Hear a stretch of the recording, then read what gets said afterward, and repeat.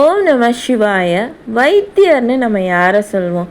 நோய்களை குணமாக்கக்கூடிய டாக்டரை தான் நம்ம வைத்தியர் அப்படின்னு சொல்லுவோம்.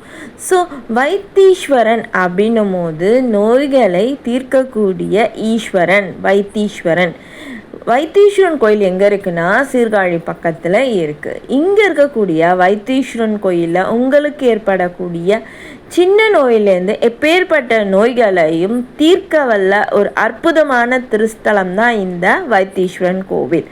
இந்த கோவிலில் மேலும் என்ன ஒரு சிறப்பு அப்படின்னா, திருமண தடையாக இருக்கக்கூடிய செவ்வாய் பகவானோட பரிகார ஸ்தலம் இங்கே தான் இருக்குது.